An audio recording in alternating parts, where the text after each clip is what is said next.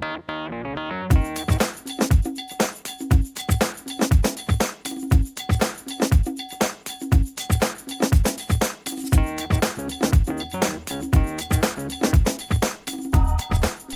and welcome to Brain Says Strange Things. In this episode, we are getting back to our favorite genre, horror, and boy, are we ever getting back to it.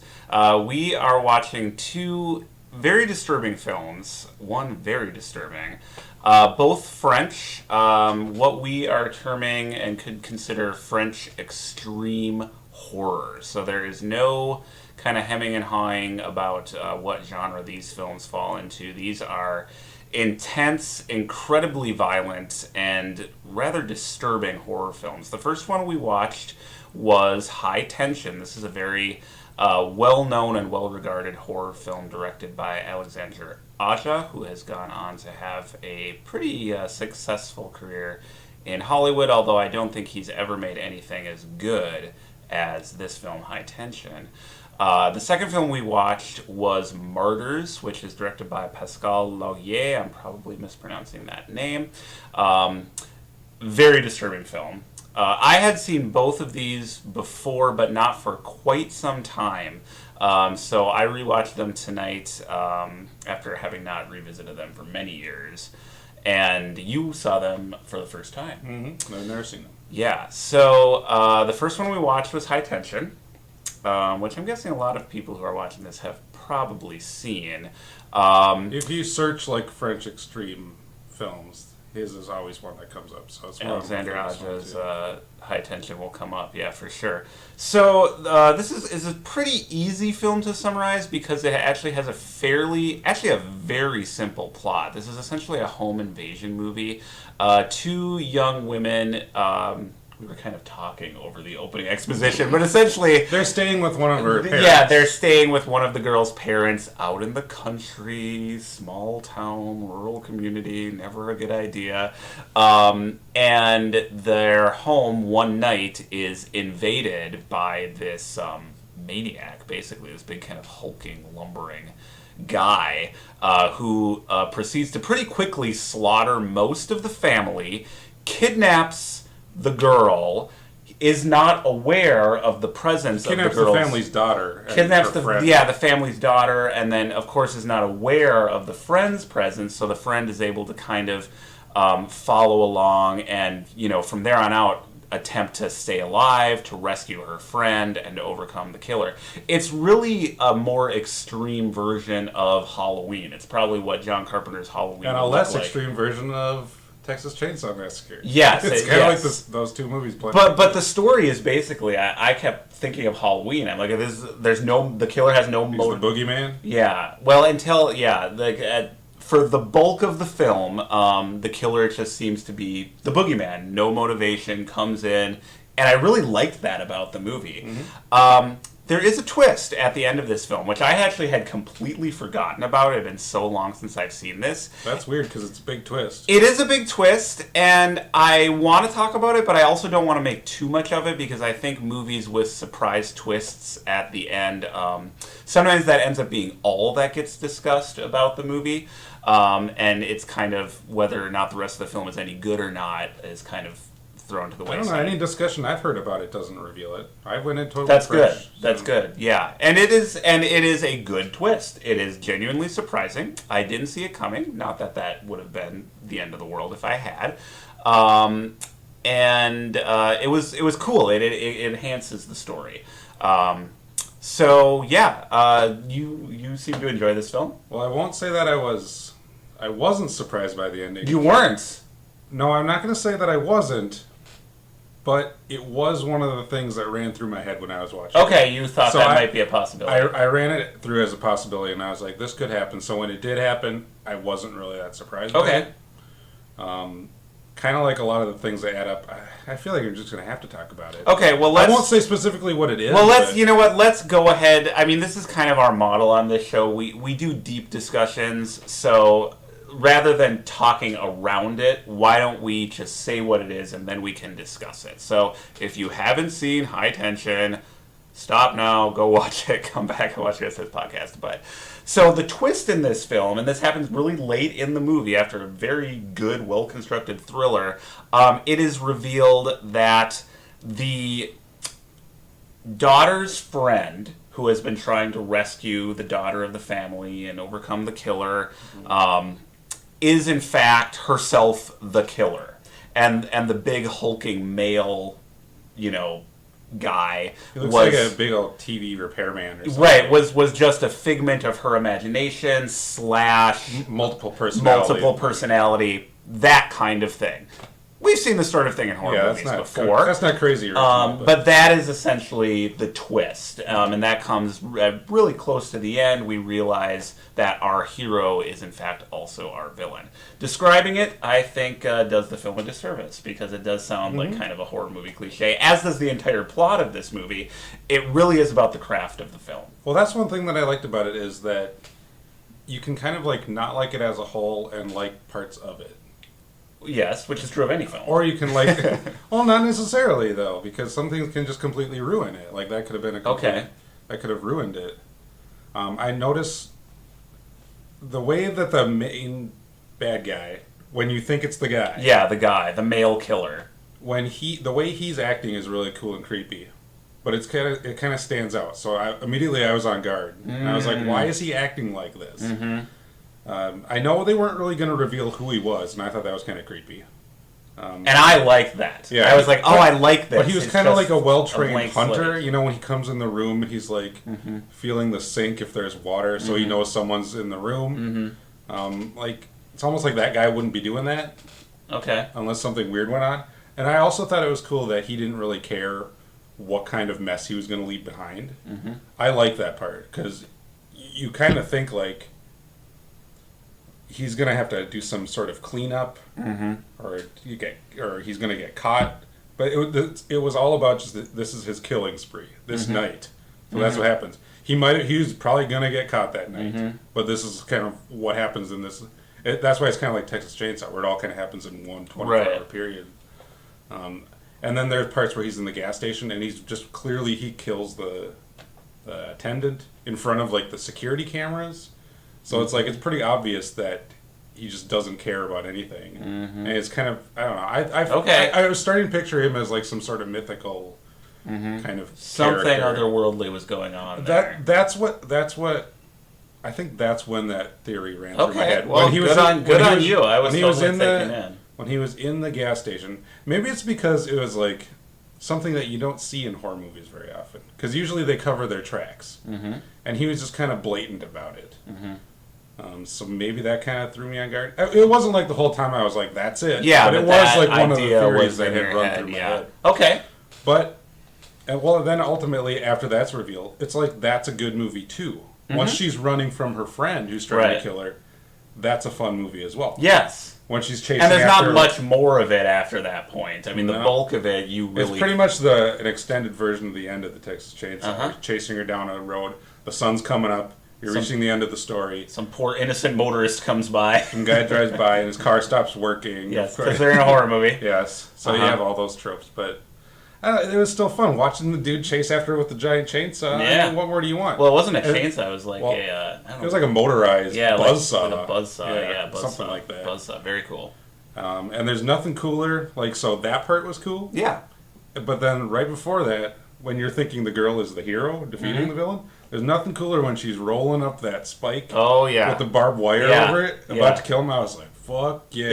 Yeah, that's... Well, so, she didn't actually kill the bad guy because there isn't really... Right. She is the bad guy. Right. But independently, that scene was cool in that movie. Well, I'm loving the way you're reviewing this because I guess we're ending up talking a lot about the twist, but...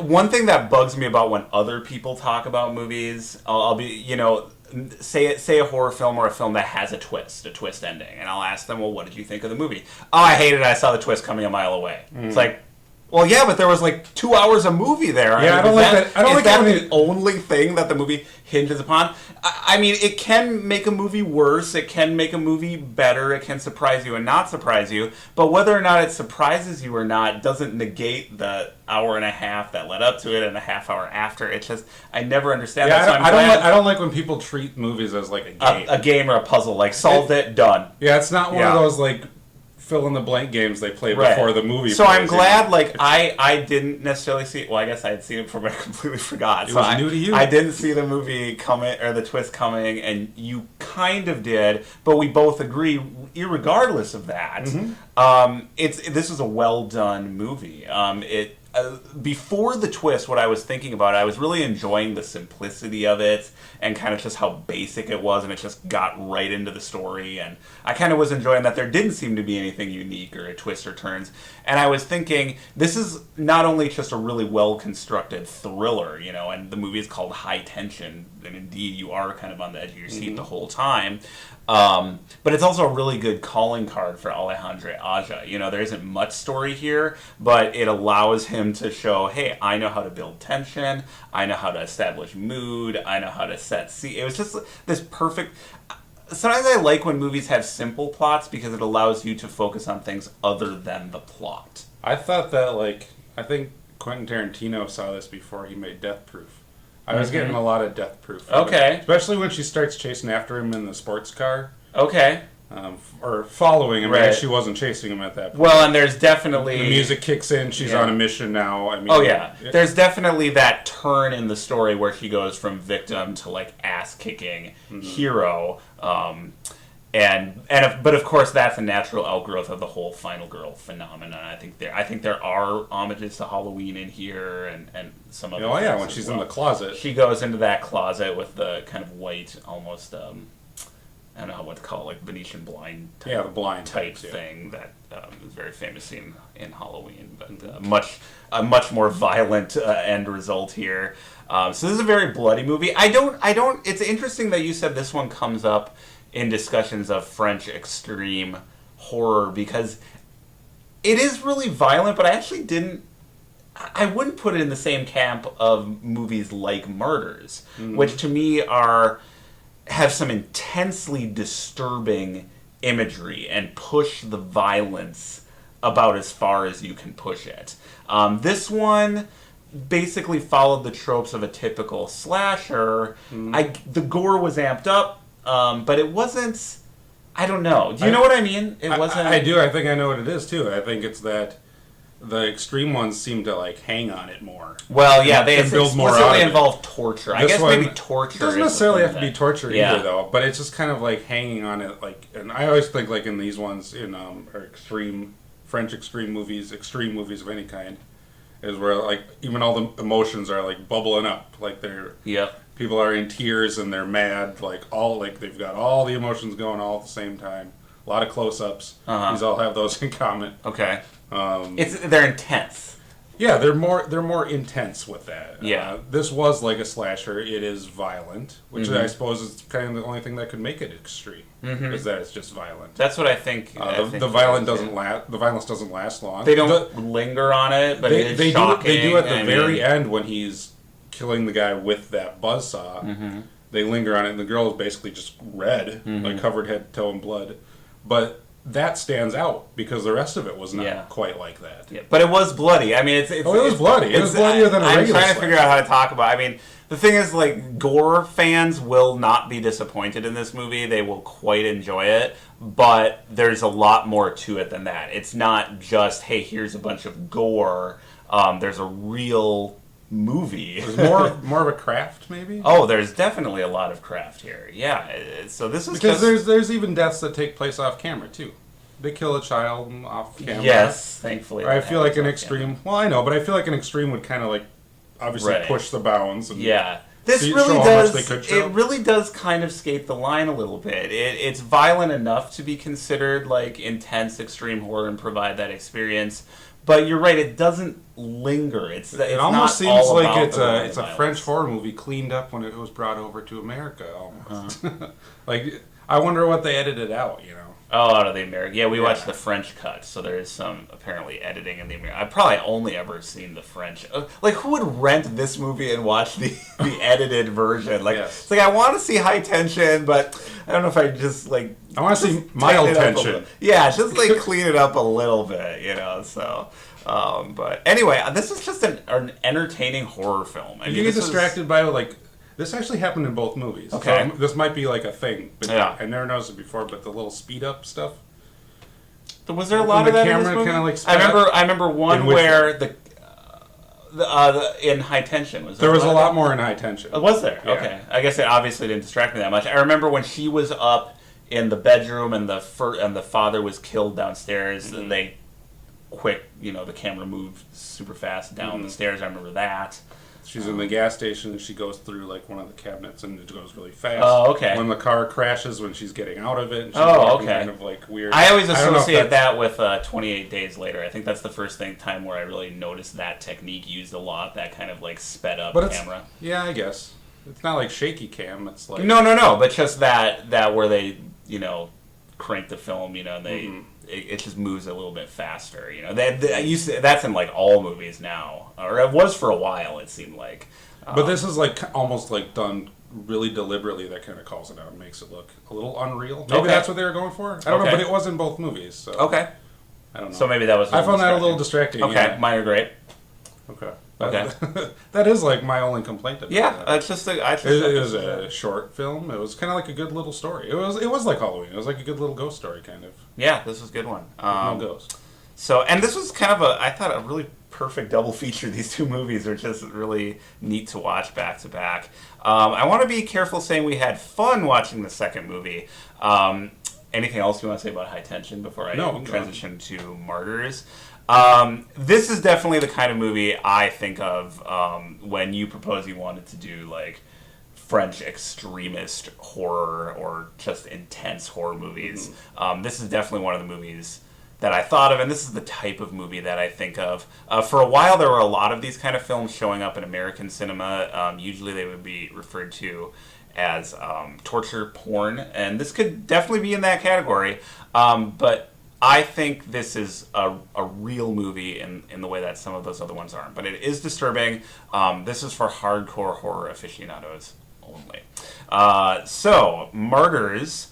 Let me try to summarize this as best I can. The structure of this movie makes it very difficult to summarize. But essentially it starts out with two young girls, maybe 11, 12 years old, at a home for children with troubled or abusive pasts. One of the girls, Lucy, was in an extreme situation before she came to this home. And it was clear she was tortured, and they know that. They don't know the details of who did this to her or exactly how she escapes. She befriends the other girl, Anna, and they kind of become, best friends, confidants, maybe more, is suggested as well. And Lucy only ever really confides in Anna the whole truth of what happened to her. We eventually fast forward 15 years, and so the girls are young adults, and they have tracked down who Lucy believes is the family responsible, the couple responsible for... And their kids. And their children, the ones responsible for torturing her years before. And that's kind of where it starts. Yes, this is essentially all kind of prelude, but the movie just, you never know kind of where it's going to go or where it's going to end up. It really unfolds slowly, so she wants to extract revenge on this family, and yeah, that's where it starts. The violence gets going. We slowly uncover the whole truth of what happened to Lucy, who was behind it, and why. And the movie just becomes increasingly bizarre, increasingly disturbing, and intense from that point forward until the final frame. It ends up in a very strange place. This is a movie that is tough to forget. When you've seen it, these images will really stick with you, and you might not want them to. What did you think of Martyrs? I liked it less. Okay. Than High Tension. High Tension. It really is a very different. It's one of those movie. ones that rocks you back and forth. Okay. It definitely. I think there's like 5 different movies, really. Yeah. So I mean, if it doesn't reward what you initially were kind of thinking it was, it kind of can, or at least for me anyway, it kind of like throws me out of it. Okay. It lost me. Because you thought it was going to be about one thing, and then it turned, and it was about another. I'm not saying it has to be that way. I'm just saying that's kind of like a natural thing that happens with me. Yeah. The last half. The final sequence of the movie. Where they begin torturing her again. Anna again. Lucy's out of the picture. Yep. Everybody's out of the picture. Yeah. It becomes Anna's movie. Yeah, really, the first half of the movie is a prelude, it's like prologue. It's like the weirdest prelude to the second ever. half. It's the structure of the movie is very strange. It's almost like backwards. It's like some extreme bizarre, because what you didn't mention is that Lucy's seeing this ghost. Oh, yes. I didn't mention a lot. There's self-harm here. There's hallucination. There's she's haunted in many respects. This is, well, I was going to say it's not a supernatural film, but there is the suggestion. But it starts out that way is where I was going. Okay. Like the first half of it is sort of like the ghost story. Okay. That's kind of what I thought it was going on there. So you were thinking there might be an actual supernatural element to this. I mean, that's kind of the way it was going. Yes. Yes, definitely. And that's almost like the exact opposite of the way another movie would go, is where it kind of lulls you into like false sense of security, and then something strange happens at the end. This is the other way around. This is, you think something weird supernatural is going on, and then you find out it's this weird, bizarre, sort of like cult, sort of. But not a ghost. It's not. No, it has nothing to do with the ghost. You don't really think that, because you can kind of see like the ghost is like hurting her, but then they cut to her hurting herself. But you think it's going to be that kind of a story. Yeah. You don't necessarily take it at face value in these kind of movies. So you're not like, well, I know it doesn't necessarily have to be a ghost, but I was kind of going that way. All right, whatever. I'm saying ghost way too much. Yeah, no, I get it. You thought it was going to be that kind of a movie. But then when, I don't know, I mean, because I see exactly what they were trying to get me to feel, and it kind of worked. Okay. What do you think they were trying to get you to kind of feel? Because I think one question this movie really asks itself and forces the audience to ask themselves is, why are we watching this? Why do we want to watch these movies? I think it recognizes that there's a final girl in all these movies. It's always a girl. I mean, they allude to this stuff. The torture victim is always a girl, and they say like, well, it typically works better on girls. The final girl is always the one being tortured. The movie's kind of saying, that's what you want, here you go. And we're going to sit with it, and we're going to show you the whole thing. They literally like break her down. So she's unrecognizable at the end. And then you're kind of... And to be clear with what we're talking about, this really is, the second half, last third, whatever it is, really is... It might even be shorter, but it seems longer. It's scene after scene of a girl tied down being tortured. And that's really what the second... There's not tension in the way that there was in High Tension. It's not a thriller. It's not a mystery at this point. It's you're watching someone be tortured. And the whole movie is about, why are we bearing witness to this? In a way, that subtext is there. You kind of want someone else, as an example, to kind of go forward and do your dirty work for you. Sure. All these people want to know what's on the other side. They basically have like a near-death experience. Well, I know they say it's not. It's not a near-death experience. The concept of this movie is so the title is Martyr, and what it's about really is this group, this society, this cult, whatever, this organization of people who believe that people in intense pain, intense circumstances, whether or not they have a religious background, can achieve true martyrdom, which is a glimpse of an experience of the divine, the afterlife, a world, a reality beyond the one we know while still alive. But the only way to experience that, God, whatever you want to call it, is to go through this extreme pain and torture And very, very few people are ever able to achieve this state of true But like martyrdom. in Cabin in the Woods, they're using these people as puppets. It's funny, I thought of Cabin in the Woods during this. Like, I Cabin in the thought Woods about it. is like the PG-13, even I know it's Right. R, but you Yeah. know what I mean? It's the same- It's the same idea. Yeah, like, idea. why do we watch these movies? And in both of those cases, more so in this one, half of me... First of all, I like this movie. I liked it when I first saw it. It held up this time. I find it shocking. I find it intense, disturbing. It really kind of shakes me. It's a good horror film. But having said that, half of me is like, oh, this is so interesting. It's like philosophical. They're not just doing torture porn. Well, the other half of me is like, I gotta call bullshit on this. They're just doing like torture essentially porn. all it is Yeah, showing it's someone- just does throwing in all these philosophical kind of ideas in the mouths of the villains really make it any more artful or interesting, Well, I just guess or that- literary than Saw or Hostel? It's I don't know. I like, actually don't know. That's the message. I mean, I think it's pretty clear that that's what it is, but it's like how clearly do they convey it? Mm-hmm. And I think they do a pretty good job, even though it's not necessarily entertaining. I guess not entertaining. I know it's but hard to talk about I don't this. Do know we how enjoy this? Are we entertained by it? It's interesting. It's an interesting experience to watch this movie. It does make you. Well, it makes you think a lot more than High Tension. I Yeah. can't remember that title every time. Yeah. It makes you think a lot more. High Tension It didn't really does. want to make you think. I No, don't think that High much. Tension is a thriller, straightforward. This is doing something else. This is, if nothing else, I think this is really trying to give you a new experience. Get under in your film. skin, quite Oh, literally. There you go. Yes. Very disturbing. Well, Yeah. I like the fact. I like when movies surprise me, like in a good way, Uh-huh. not a bad surprise. Well, I thought this movie did. You never knew where this was going. No, Ever. I was thinking like when she's trapped down in the basement. I was like, I know this movie's not going to end with her dying in the basement. Mm-hmm. Obviously, I know because I got that.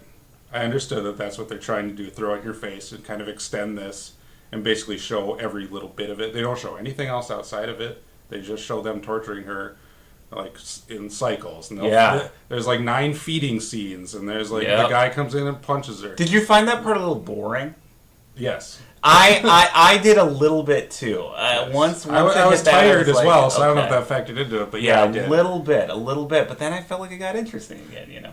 It's so it's bizarre because it's like, well, they could find. Why didn't they find like a different, more interesting way to show it? If they're Right. going to show the same thing over and over again, Right. And it did vary a little bit, but then it's like maybe they were trying to do That's part of the Maybe they're trying to experience, just right? hang on Like to just it. day after day, torture after torture until she achieves this state. Yeah. So like you're right. quite literally, the movie kind of tortures you at that point. Yeah, So- and maybe that's appropriate, right? Like, yeah, I do struggle with how much credit to give the filmmakers in terms of they're doing something. I don't want to say this movie transcends its genre, although I feel like the filmmakers want you to feel that way about it. You know what I mean? It's like the thinking man's torture porn, but is that really any different than any regular torture porn? I don't know the answer to these questions. All I know is that this movie does. It makes an impact on me when I watch it. I like it. I would. Both these films are very effective with what they're trying to do. There you go. Definitely. It's an interesting idea. This idea of martyrdom that they put forward. It's like and they kind of have their own religion. And I don't think they're, and it isn't like in High Tension where like, okay, we can say, okay, him going after them with the buzzsaw is pretty cool when she has the club with the barbed wire. It's like there's a couple of fuck yeah badass moments Yes. where the gore and the violence is fun. It still fits in the I story, don't think too. there's It's ever a not just- point in Martyrs where anyone would be like, "Oh, that's cool," or "I love that," or "The gore is so." You know what I mean? It's always really disturbing. The girl with the metal kind of stapled to her head that they remove in the bathtub. It's just really even intense, strange sequences in this movie. I thought something was kind of even disturbing too. Is that they torture this girl like kind of like I was thinking Tusk too. Okay. Where they torture them to like a point of no return. Like this guy's not going to have a normal life again. That's horrifying. That is a distributing idea. I know what you know what I mean. They do stuff. I'm not going to spoil everything. They do stuff to her where she's not going to be the same. No. She's I don't know, probably going to die. Oh yeah, the final girl. There's no going back. But they don't end with a scene of her dying. Right. She's still alive at the end. So you're like, oh man, like that. Even something as simple as that you don't see. Yeah. It's kind of still disturbing. Yeah, and that's when the credits are rolling, you're like, wait a minute, the main character is still like in someone's basement. Right. It's like it does get horrifying. Like literally get under your horrifying. Skin. Yeah, I think, and that's what sticks with me about just horror movies in general, and I think that's what I like about this. That's the disturbing ideas and implications, not so much the shocking, intense, in-your-face gore and violence. That's certainly here in both of these films, but you're also left with this profound uneasiness. Yeah, there is no going back. The discussions in the movies sort of take on a life of their own past the movie. Like maybe like 5 or 6 years from now, we'll look back and not remember specifically like what it was about. Right. But you'll remember the movie. Well, that's exactly what happened to me with High Tension. I really didn't remember, but Martyrs. I'll tell you what sequences I remember. I remember the girl in the bathtub. I remember what happens to the main character at the very end. I remember the idea of what they were trying to do with the martyrs. It's like you remember these intense sequences and this feeling that this movie gave you, even if you don't remember the details. Mm-hmm. So I don't know, man. These were a couple of good movies. But you didn't like Martyrs as much just because it kind of threw you out of it, shifting gears as it did? It's a little less of my style, and I felt kind of with Martyrs, I was kind of like giving it a lot.